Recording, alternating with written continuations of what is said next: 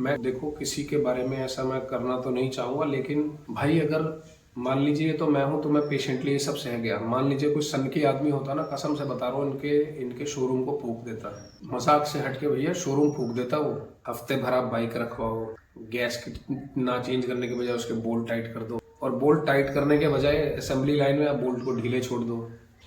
अब भैया ऐसे लोग सुधरेंगे कि नहीं सुधरेंगे वो तो भाई देखो भगवान ही जाने। और आपको जब मैंने बताया ना, और आप जैसे बोले ना उस दिन की, भैया हमने भी बहुत सारी बाइक्स चलाई हैं, सब में वॉबलिंग आती है। तो सरकार, आपके मुंह पे भी मैंने ये चीज़ बोली थी कि भैया आप खराब बाइक चला रहे होंगे, ठीक है, आपने खराब बाइक चलाई है, समझे। तो guys welcome back to the channel, this is Sumit and you are watching being rider Z. So मैं अभी ये जो वीडियो है ये एक स्टिक से बना रहा हूँ, तो I am so sorry about the stick. बाकी देखता हूँ क्रॉप कर सकूँ उसको। तो भाई first of all I am so sorry कि मेरे व्लॉग्स जो हैं वो काफ़ी लेट आ रहे हैं। भाई लेट आने की भी अपनी एक वजह है। लेट इसलिए हो रहे हैं क्योंकि भाई थोड़ा सा काम होता है, राइट, तो उस पर कई बार थोड़ा ज़्यादा फोकस करना पड़ जाता है। बट भाई थोड़ा सा रेगुलर आएंगे व्लॉग्स। सबसे पहले चीज़ भाई, जो लोग मेरे को सपोर्ट करते हैं, मेरे चैनल पे सब्सक्राइब करते हैं, लाइक वगैरह कमेंट वगैरह करते हैं, so first of all thank you so much to everyone. अगर आप लोगों ने भाई चैनल को सब्सक्राइब नहीं किया है अभी तक तो प्लीज़ कर लीजिए। ये जो व्लॉग होने वाला है ना, ये काफ़ी ज़्यादा मतलब मैं काफ़ी दिनों से मैं सोच रहा था कि ये वाला मैं व्लॉग बनाऊं, क्योंकि this is very much important. तो आपको बेसिकली ये पता लगेगा कि मैं किन किन प्रॉब्लम्स से होके गुजरा हूँ अभी। And it is not just the bike about which this topic is, it is about the people जिनकी वजह से भाई बाइक्स में प्रॉब्लम हो जाती है। एंड बिकॉज दे प्रॉब्लम्स, अगर आप उनको प्रॉब्लम्स बताते हो so they just ignore it and they say it कि भैया हम तो अपने मैकेनिक की बात मानेंगे, हम आपकी बात नहीं मानेंगे। तो चलिए शुरू करते हैं भाई इस व्लॉग को। एंड जिसने भाई देखो पहले व्लॉग्स वाले मेरे व्लॉग्स नहीं देखे, आप वो जाके देख लेना, मैं लिंक डाल दूंगा कार्ड में ऊपर। तो चलिए भैया व्लॉग को शुरू करते हैं। सबसे पहली चीज़ यार कि मैंने भाई बाइक ली अपनी एक्स पल्स प्रो, जो कि आप पीछे बैकग्राउंड में देख सकते हो। और अभी मैं आया हुआ भाई अपने गांव, अगेन 600 किलोमीटर्स का ट्रिप करके आया हूँ मैं, तो काफ़ी मज़ा आया। And I have been to Mahakumbh as well. तो जब आप ये व्लॉग देख रहे होगे ना, तो ये जनवरी चल रहा है, तो ये व्लॉग जनवरी में शूट हो रहा है, जबकि मैं जो मेरी बाइक है वो अक्टूबर में परचेज की। Then I went to Haridwar trip, ठीक है। उससे पहले मैं गांव भी होके आया था, जो आपने देखा होगा ऑफ रोडिंग वगैरह करते हुए। तो चलिए उसको अब साइड करते हैं, मेन मुद्दे पे आते हैं। तो मेन मुद्दा ये है कि भैया बाइक मैंने परचेज करी, ठीक है, अक्टूबर में। And I have ridden it almost like 3500 kilometres by now. और उसके बाद मतलब अभी तो सब सही है, राइट, बट बीच में जो इंस्टेंसेस हुए ना भाई मेरे साथ, वो काफ़ी जो है मतलब परेशान करने वाले थे। एंड वो किसी को भी यार परेशान कर सकते हैं, मैं हूँ या कोई भी हो, ठीक है, कोई भी बाइक ओनर हो, कोई भी परेशान हो सकता है यार उससे। तो पहला जो मैं इशू आपको बताऊंगा वो आपने शायद मेरी पहले की फर्स्ट सर्विस वाली वीडियो में भी देखा होगा। जो मेरी बाइक है वॉबल करती है, राइट। बाइक में भाई वॉबलिंग इशू आया, और वो कब आया वो मैं बता देता हूँ। भाई बाइक परचेज होती है अक्टूबर में, और बाइक परचेज करने के ठीक 2 हफ्ते या 2.5 हफ्ते के बाद मैं बाइक को ले जाता हूँ एक लॉन्ग ट्रिप पे। अपने गांव ही आता हूँ मैं, ठीक है, जो मेरा पहला लॉन्ग रोड ट्रिप था इस बाइक से। So that is for my home town. अब होता क्या है, जब मैं बाइक शोरूम से निकाल रहा होता हूँ, वहाँ पे मेरे को एडवाइस किया जाता है कि बाइक को आप 40 से 50 तक ही चलाएं, आराम से चलाएं। 70 भी बोल दिया था, 60-70 ही बोला था वैसे तो, 40-50 नहीं बोला था, 60-70 बोला था। अब भाई मैं बाइक को अपने घर के आसपास इधर उधर घुमा रहा हूँ, तो ऑब्वियस सी बात है भैया मैं 70-60 पे जाऊँगा ही नहीं, मैं उसको 40-50-30-35 ऐसे ही चलाता हूँ। तो बाइक भाई बड़ी मक्खन चल रही होती है, और मैं भी बाइक की भाई बहुत तारीफ करी है मैंने, बाइक की ना मैंने काफ़ी तारीफ करी है, नो डाउट। और ये बाइक ना बहुत अच्छी है, मैं सच बता रहा हूँ, this is a very nice bike. But कुछ चीज़ें ऐसी हुई ना कि भैया तो कुछ लोगों की वजह से ना बाइक्स में आती है प्रॉब्लम, और हम बदनाम करते हैं किसको, बाइक को। तो bike is top notch, build quality is good, okay. तो चलिए, तो भैया वोबल का इशू जो आया वो आया, मैं अपने गांव होके आया। मैंने जब बाइक को 60-70 पे चलाया, मेरे को थोड़ा बहुत ना अजीब से, तो बाइक बेसिकली ऐसे ऐसे जब आप एक्सेलेरेट करो तो ऐसे ऐसे, जब हैंडल छोड़ दो तो ऐसे ऐसे फिर वोबल मार रही थी। मैंने कहा यार पता नहीं शायद सड़क ही ख़राब हो या फिर मेरे पीछे वेट है इसलिए ऐसे कर रही है। चलिए इग्नोर किया इसको। मैं फर्स्ट सर्विस पे गया, गांव से होके आया, अपने बाइक चली ऑलमोस्ट 1500 किलोमीटर, क्योंकि 200 आई थिंक 117 किलोमीटर पहले चल चुकी थी। तो बाइक टोटल चली मेरी, मतलब सर्विस जब मैं करवाने ले गया तो बाइक चली थी मेरी टोटल 1500 किलोमीटर बाइक चल गई थी, ऑलमोस्ट 1500। तो मैंने उनको बोला भैया बाइक में वॉबलिंग आ रही है, और उन्होंने कहा ठीक है जी देख लेते हैं। तो उन्होंने अपने जो भी उनका मैकेनिक होता है उनसे बाइक चलवाई, वहाँ का जो सर्विस एडवाइज़र है एक्चुअली उनसे बाइक चलवाई, ठीक है, मैकेनिक से नहीं। तो वहाँ के सर्विस एडवाइज़र ने बोला कि भैया आपकी बाइक सही है, कोई प्रॉब्लम नहीं है, और जो हम जो है क्या कहते हैं इसके नट वगैरह हम टाइट करके दे देंगे। कहा जी ठीक है करके देख लो, हो जाता है फिक्स। तो उन्होंने किया, और मतलब इशू आ रहा था लेकिन कम आ रहा था। मैंने कहा चलो हो गई होगी भाई, ठीक है, मैं ले गया उनको। उसके बाद जो है मैं अपनी बाइक को लेके जाता हूँ हरिद्वार, ठीक है, मेरा सेकेंड रोड ट्रिप। मेरे साथ एक पिलियन होता है, और फिर से वॉबलिंग मारती है भाई बाइक, ठीक है जी। और उसी के साथ साथ बाइक में आ जाता है स्टार्टिंग का प्रॉब्लम। तो यार बाइक कम चलती है, ऑब्वियस सी चीज़ है, बट बाइक को मैं 1500 किलोमीटर भी तो चला के लाया हूँ, बैटरी में तो प्रॉब्लम आनी नहीं चाहिए। बाइक नई है, बिल्कुल ब्रांड न्यू बाइक है, और 2024 मॉडल ही है, अगस्त में मैन्युफैक्चर हुआ था, ठीक है, और अक्टूबर में इसको रजिस्ट्री हो गई। तो 2 महीने बाइक मतलब मान लीजिए स्टॉक में खड़ी भी रहेगी तो बैटरी का इतना प्रॉब्लम नहीं आता, क्योंकि बैटरी इसके अंदर डिस्कनेक्ट हो रखी होती है, बैटरी होती नहीं है बेसिकली जब बाइक स्टॉक में होती है। तो चलिए ये तो हो गई पहली चीज़, बाइक में आती है प्रॉब्लम। उसके बाद मैं वापस से हरिद्वार आता हूँ, मैं बाइक को सर्विस सेंटर पे लेके जाता हूँ। मैं बोलता हूँ कि भैया बाइक में दोबारा वोबल आ रहा है और पहले से ज़्यादा हो रहा है अब, ठीक है। वो कहते जी हमारे एग्जीक्यूटिव ने तो चेक करा था, बाइक में तो कोई प्रॉब्लम नहीं है। मैंने कहा भाई साहब अगर बाइक में नहीं निकली ना प्रॉब्लम, आपकी बाइक आपके शोरूम की जो सबसे महंगी बाइक है भैया मैं खरीद डालूंगा अभी के अभी खरीद के ले जाऊँगा।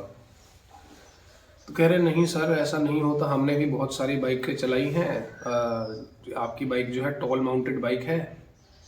भाई मैं मन ही मन में पहले मैं हंस रहा था, उसके बाद थोड़ा गुस्सा भी आ रहा था मेरे को। तो मैंने वही गुस्से में वही चीज़ मैंने बोली, मैंने कहा भाई साहब ऐसा है देखो मैंने बहुत बाइकें चलाई हैं, ठीक है, कभी वोबल का कोई इशू नहीं आया, बबलिंग नहीं आई उनमें। आप इसकी कृपया बैलेंसिंग चेक करें, ठीक है, और आप इसको फिक्स करें। नहीं तो अगर आपके पास मान लीजिए स्पेयर आपके पास रिम, मतलब रिम आप मेरे को दूसरी बाइक का निकाल के दे दीजिए जो आपकी कोई अगर खड़ी हो तो। उन्होंने बोला ऐसे तो नहीं होता। मैंने कहा फिर नया रिम दे दीजिए आप नया रिम दे दो, नए स्पोक दे दो, सब कुछ दे दो मेरे को आप। बोले जी मंगाना पड़ेगा। मैंने कहा मंगाना नहीं, मुझे अभी अपना इशू मेरे को फिक्स कराना है। बोले जी नहीं सर टाइम लगेगा। मैंने कहा भैया आप एक काम करो, आप इस बाइक को रख लो और जब हो जाए ना ठीक आप मेरे को वापस दे देना। बोले जी आपकी बाइक ओके है। मैंने कहा ओके नहीं है। तो फिर मेरे ना माइंड में एक चीज़ स्ट्राइक करी। मैंने कहा अच्छा आप एक काम कीजिए, आप अपनी जो टेस्ट राइड व्हीकल है ना आप उसका टायर निकाल के, पहले तो मैंने टेस्ट राइड व्हीकल चलाई, वहाँ के जो सेल्स एग्जीक्यूटिव हैं मैंने उनको अपने पीछे बिठाया और उनके साथ में टेस्ट राइड व्हीकल को चला के लेके आया। भाई साहब 70-80 पे कोई वोबल नहीं, 50 पे कोई वोबल नहीं, 60 पे कोई वोबल नहीं, कहीं भी कोई वोबल नहीं। मैंने कहा आपने देखा, ठीक है, आप इस वीडियो में भी देख लीजिए। एयर भी चेक करनी पड़ेगी एक बार। एयर तो ठीक है यार, दबी नहीं रहे पहिए नहीं दब रहे इसके।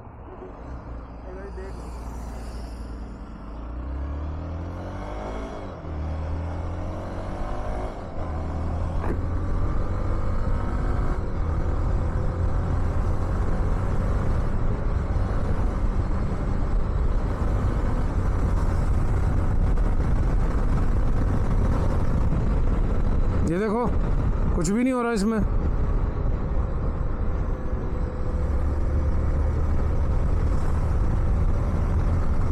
ये देखो कुछ भी नहीं है।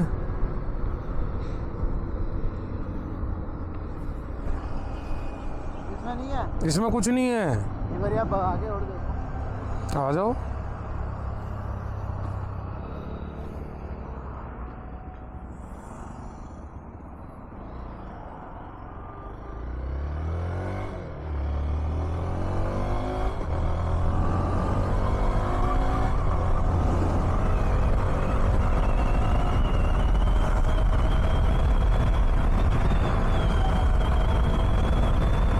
ये देखो, कुछ है, कुछ भी नहीं हो रहा इसमें।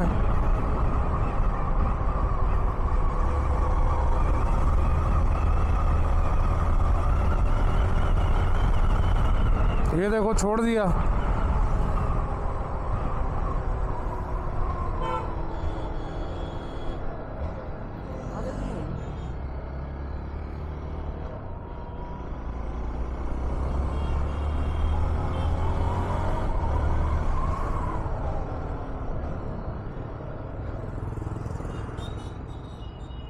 शिफ्टर वाली आदत पड़ी हुई है। नहीं, इससे ब्रेक ना कम यूज़ होती है। अब आप मेरे वाली पे चलो।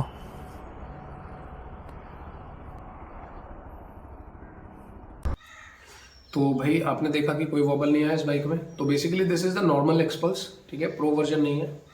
तो मैं वापस आया, मैंने देन वहाँ पे बोला उनको कि आप इसका जो टायर है ना, इस वाली टेस्ट राइड व्हीकल का टायर आप मेरी बाइक में लगाइए। भाई टायर फिट हुआ, टायर चेंज हुआ, मैं दोबारा से बाइक को चला के लेके आया। भाई बाइक में कोई भी वॉबलिंग नहीं है, मीन्स की प्रॉब्लम एक्चुअल में थी बाइक के अंदर। अब मैंने उनको ये चीज़ दिखा दी, मैंने उनको वीडियो भी दिखा दी बकायदा ये वाली। अब आप देख लीजिए वीडियो, ये सेम वीडियो देखिए।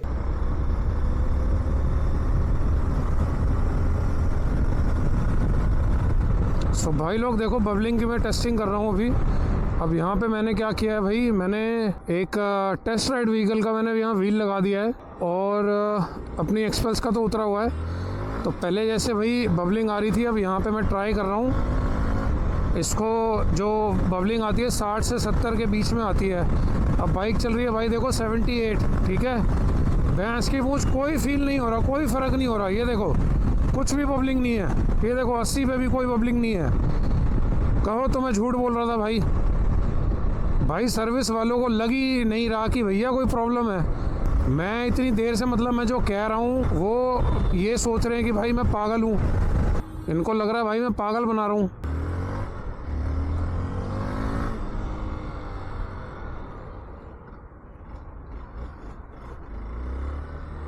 अब कोई इशू नहीं है इसके अंदर। मस्त है भाई, एकदम है। हाँ भाई 60 से 70 तब जब लेके जाओ ना, ऐसे ऐसे करेगा पहले तो, जब पकड़े हो हाथ छोड़ दोगे जैसे ऐसे ऐसे करेगा फिर। तो भैया वीडियो देखने के बाद अब आप एग्री करते हो, जितने भी एक्सपल्स ओनर्स हैं या फिर जितने भी बाइक ओनर्स हैं, आप एग्री करते हो कि भैया जो ओनर होता है ना बाइक का, जो चला रहा होता है एक्चुअल में, उसको आपसे ज़्यादा मालूम होता है कि बाइक में क्या प्रॉब्लम आ रही है। हो सकता है कि उसको ये ना पता लगे कि भैया रूट कॉज क्या है उस प्रॉब्लम का, बट प्रॉब्लम तो प्रॉब्लम होती है ना, वो तो पता ही लग जाएगा, क्योंकि problem is an and result of something which has happened inside your vehicle. या फिर मान लीजिए कुछ छोटा मोटा कुछ है तो उसका एक अलग ही आउटपुट होता है ना, तो वही एक प्रॉब्लम बन के आपके सामने आता है। अब अगर कोई बंदा आपसे कह रहा है कि भैया उसमें प्रॉब्लम है, तो आप उसको ये कैसे कह सकते हो कि नहीं जी हमने भी बहुत बाइक चलाई है, आपकी बाइक तो टॉल माउंटेड है इसलिए ज़्यादा वॉबल करेगी। भैया मतलब ओनर पागल थोड़ी होता है, ओनर इज नॉट अ फूल। तो अब भैया उनकी जो है वो खिसी आ गए बिल्कुल ढंग से, मतलब प्रूव हो गया ना कि भैया वो 4 जनों के आगे वो गलत साबित हो गए। तो अब उसी दौरान जब मैं उनसे बात कर रहा था, वहाँ के जो सर्विस मैनेजर हैं, ठीक है, उनसे जब मैं बात कर रहा था तो मैंने बताया जी अब देखो अब करो इसका कुछ। तो पीछे से जब पीछे बाइक खड़ी थी मेरी, तो टायर वगैरह चेंज हो गया था। अब टायर जब मेरा वापस से वही वाला लगा जो इसमें लगा हुआ आया था, तो वो चेक करने लग गए भाई। अब पता लगा कि स्पोक ढीले है इसके, ठीक है, स्पोक्स लूज होते हैं तो बाइक वॉबल करेगी ही करेगी। तो बेसिकली व्हील जो है डिसबैलेंस हो जाता है, इम्बैलेंस क्रिएट हो जाता है, आउट हो जाती है उसकी बैलेंसिंग। तो उन्होंने बोला जी स्पोक ढीले है। तो मैंने कहा जी चलो स्पोक टाइट कर दो, आप फिर करो आप इसको, जो आपका मैकेनिक है आप उससे कराओ। तो उन्होंने बोला जी टूल ही नहीं है इसका। मैंने कहा यार 70-80 रुपये का टूल कैसे नहीं है आपके पास, या मशीन होगी कोई ना कोई। तो बोले जी हमारा जो है ये नया बना है और हमारे पास अभी सामान नहीं है, आएगा, टाइम लगेगा उसमें। तो ये जो मैं लेके गया था ना, ये हरिद्वार की ट्रिप से आने के बाद की बात बता रहा हूँ, यानी कि दिसंबर की बात बता रहा हूँ। तो अक्टूबर से लेके आपका दिसंबर तक हो गए 2 से 3 महीने के, मान लीजिए आप, मोटा मोटा 3 महीने मान लीजिए। तो भैया 3 महीने में आपके पास मशीन कैसे नहीं है? When you are selling a bike which requires some specific set of tools, then why don't you have them? और पहली चीज तो यार, आप अपनी इनकेपेबिलिटी को आप छुपा रहे हो, बंदे को ही आप गलत ठहरा रहे हो। भाई साहब इतनी बाइकें चला चुका हूँ मैं, ठीक है, मैं कम से कम नहीं तो सन 2012 से मैं बाइकें चला रहा हूँ, 2025 आ चुका है। स्प्लेंडर से मैंने सीखा था, कावासाकी Z900 भी ओन करता हूँ, 250 भी भगा चुका हूँ Z900 को, ठीक है, और हाथ भी छोड़ चुका हूँ 150 की स्पीड पे, कोई वॉबलिंग नहीं आती। तो मतलब आप कहना क्या चाह रहे हो कि आप सही हो, ठीक है, आप अपने जो है काम चोरी की वजह से आप दूसरे को पागल बना दो, ठीक है, दूसरा तो पागल बैठा है, क्योंकि ओनर को तो ये, ओनर तो दब जाता है वहीं पे, क्योंकि उसको अपनी बाइक को ठीक कराना होता है, और आप फिर ऐसे ही कुछ ना कुछ करके आप उससे पैसे चार्ज करते हो। जब बाइक में और मेजर प्रॉब्लम आ जाता है तो उसको भी देना है। बेशक से बाइक वारंटी में है, बट आपने जो काम किया है ना भैया, मैं बंदा खुद पैसे खर्चने को तैयार था। मैं तो ये बोल रहा था, आप मेरे को पूरा भैया टायर समेत, हब समेत पूरा आप मेरे को दे दो, बट नहीं, आपके पास तो वो भी स्टॉक में नहीं है भैया। तो क्या है स्टॉक में आपके पास? सिर्फ इंजन ऑयल है। मैं चोरी बता रहा हूँ, तो चोरी होती है ना, तो चोरी ऐसे ही होती है। आप ओनर को गलत बता दो, आप खुद जो है अपनी काम चोरी छुपाने के लिए ओनर को गलत बता दो। तो चलिए ठीक है, ये तो अब हुआ, ये तो हुआ। उसके बाद की बात आप सुनिए। मैंने कहा चलिए इसको आप बैलेंस करवा लाइए, कहीं से टायर को निकालिए, बैलेंस करवा लाइए। बोलिए जी हमारे पास तो बंदे ही नहीं है।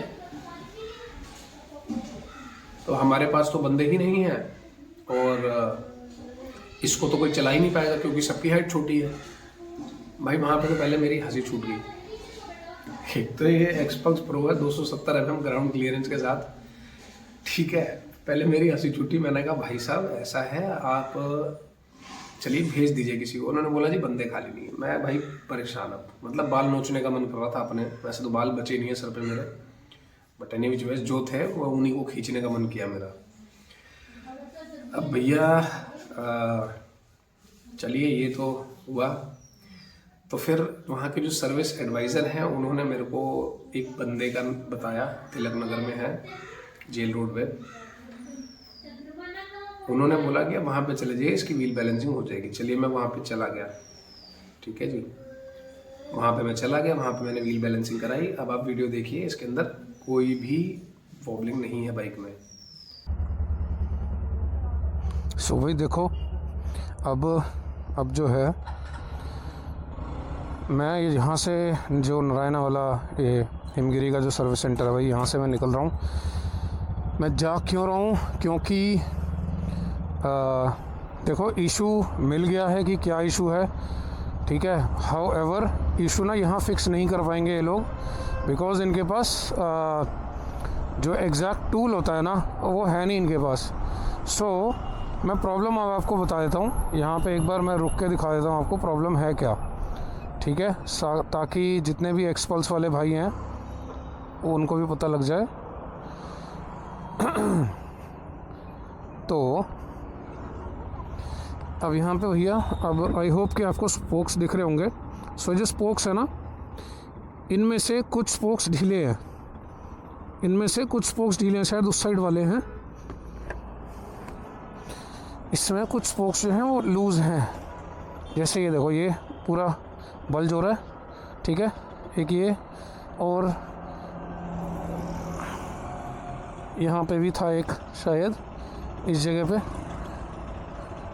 ये देखो ये स्पोक लूज़ है, दिख रहा है, ये लूज़ स्पोक है।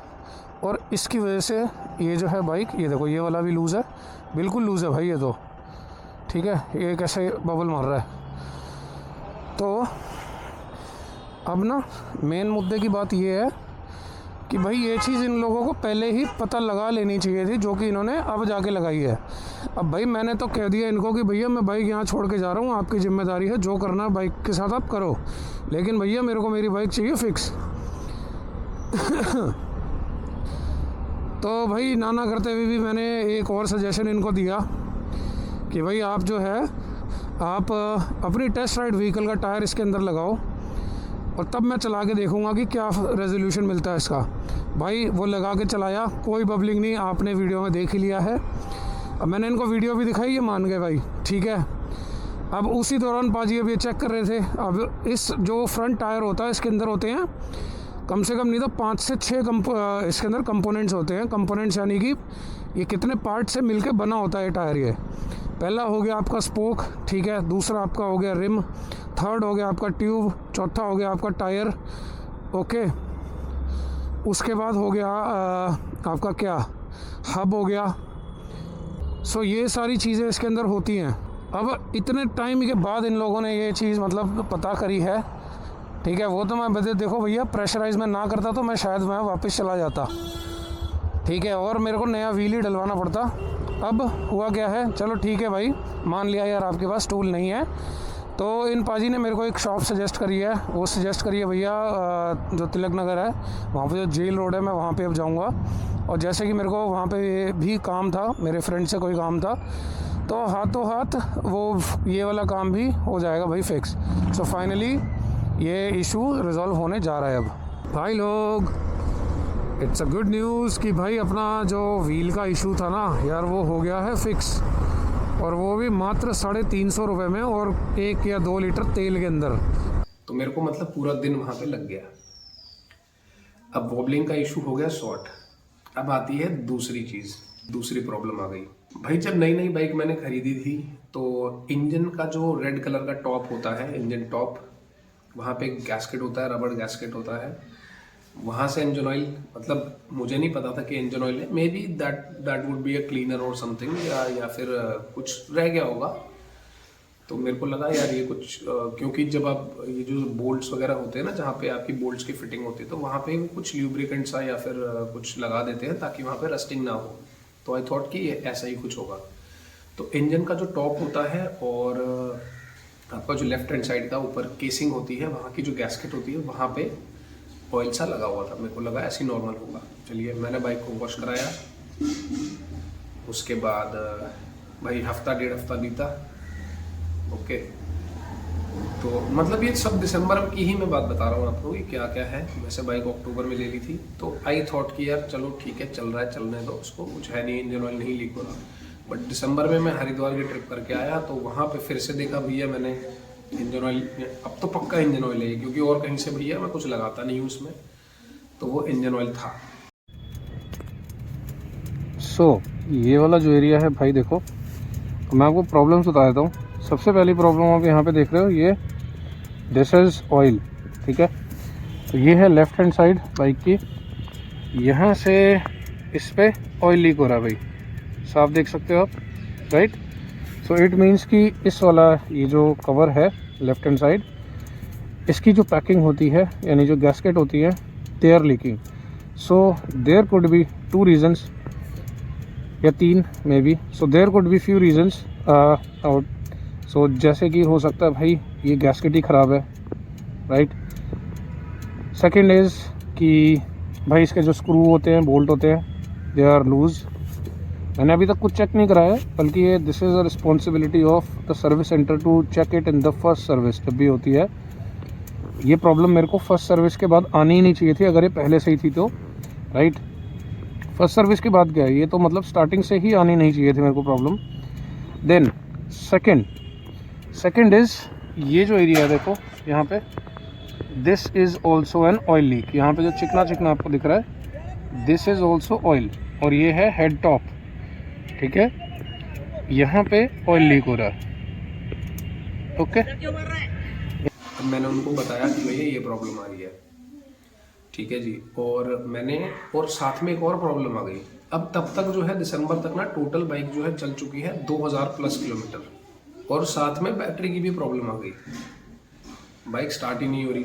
सुबह सुबह मॉर्निंग में जब स्टार्ट करो बाइक स्टार्ट ही ना हो। भैया देखो ये हो रहा है, मैं सुबह सुबह जैसे स्टार्ट करने जा रहा हूँ, देखो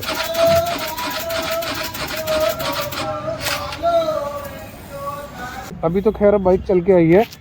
अब देखते हैं कि वापस से स्टार्ट होगी कि नहीं होगी। इसको ऑन कर लिया, लेट्स सी। ये यहाँ से इग्निशन ऑन, ये देखो अब जाके हुई है स्टार्ट ये। अब यार ऐसा तो है नहीं कि ये बाइक 2000 किलोमीटर चल गई और बैटरी नहीं चार्ज हुई, वो भी तो एक इशू है ना। तो चलिए ये चीज़ मैंने उनको बताई, मैंने कहा भैया ये प्रॉब्लम है। तो उन्होंने बोला कि बाइक को हफ्ते भर रखना पड़ेगा क्योंकि बैटरी एक हफ्ते में आएगी। क्या आपके पास बैटरी नहीं है, स्पेयर बैटरी नहीं है? आप दूसरी बाइकों में क्या डाल के देते हो, खाक? या आपको यही लगता है कि आपकी सारी की सारी बाइकें जो है एक दिन मतलब हफ्ते के अंदर बिकेंगी और आप जो है बैटरी नहीं लगा पाओगे? मतलब आप जो है अपना टाइम बचाने के लिए दूसरे का टाइम खराब कर दो कि जो बंदा भैया आप अपना काम वाम छोड़ के अपना सब कुछ छोड़ के आया है आपके पास, आप उसको एक हफ्ते के लिए आप उसकी बाइक ले लो। और मान लीजिए मेरे पास तो चलिए और बाइकें हैं, बट उसका क्या जिसके पास सिर्फ यही बाइक, मान लीजिए कोई भी XYZ बाइक हो और आप उससे ऐसा करा लें तो this is not the way. तो चलिए मैंने मन मार के मैंने दे दी भाई बाइक। दूसरे दिन मैं फ़ोन करता हूँ, मैंने कहा हाँ जी वो इंजन वाला जो है ऑयल लीक वाला प्रॉब्लम है वो सॉर्ट हुआ कि नहीं? उन्होंने बोला जी सॉर्ट हो गया। मैंने कहा क्या किया उसके अंदर? गैस्केट चेंज किया। वो बोले नहीं गैस्केट नहीं, बोल्ट लूज थे। जबकि मैं उनको बोल के आया था कि इसकी आप गैस्केट चेंज कीजिए क्योंकि बाइक 5 साल की वारंटी के साथ आती है। अब यार 80-90 रुपए की आपकी एक गैस्केट है, आप डाल नहीं सकते क्या उसको? अब मैं जानता हूँ आप काम चोरी करना चाह रहे हो उस चक्कर में, ठीक है, कि भैया आपका समय बच जाए और जो है बंदा भी बेवकूफ़ बन जाए। तो उन्होंने बोला जी हमने नट जो है टाइट कर दिया, इंजन का जो टॉप है ना उसके नट टाइट कर दिए। मैंने कहा जी ओके चलो ठीक है, आपने टाइट कर दिया, इंजन ऑयल लीक हो रहा है नहीं हो रहा? उन्होंने कहा नहीं हो रहा। मैंने कहा ओके चलो, मैं एक संतुष्ट हो गया थोड़ा। मैंने कहा बैटरी, उन्होंने बोला 3 दिन और लगेंगे।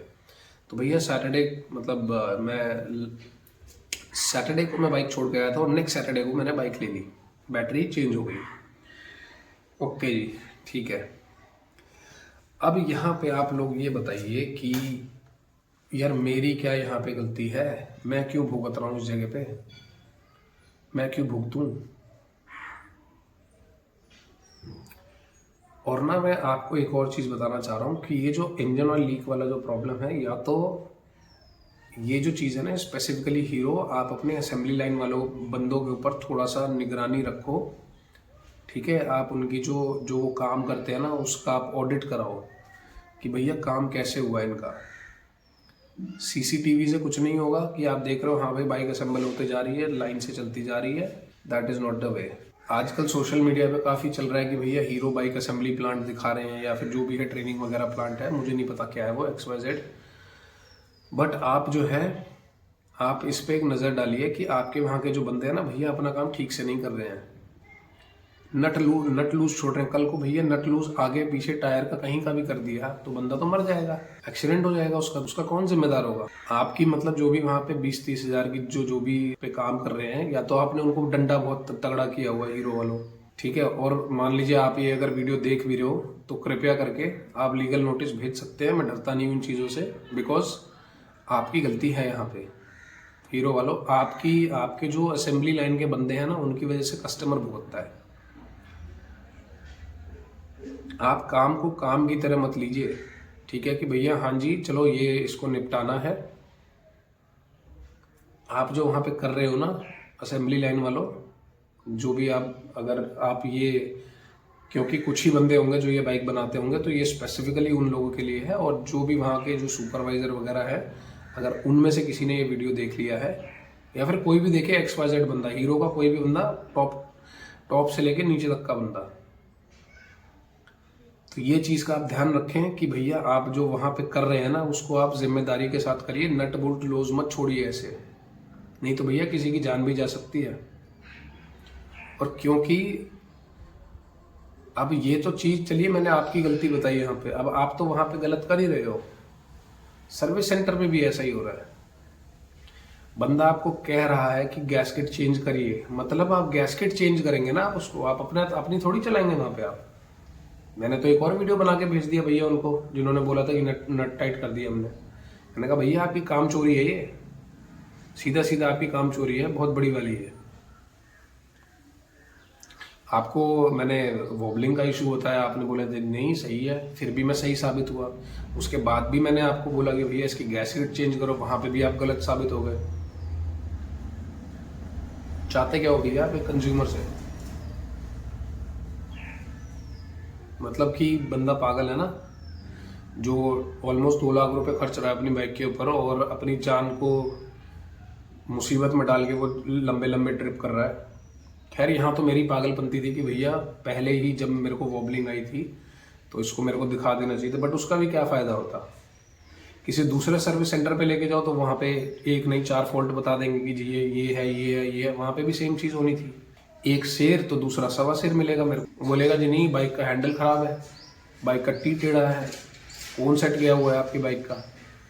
मतलब कि जो है अगस्त में मैन्युफैक्चरिंग हुई हुई बाइक, ठीक है, जो कि सिर्फ अभी मान लीजिए 1500-1700 किलोमीटर चलिए आप, तो उसका पूरा नंगा ही कर दोगे आप बाइक को।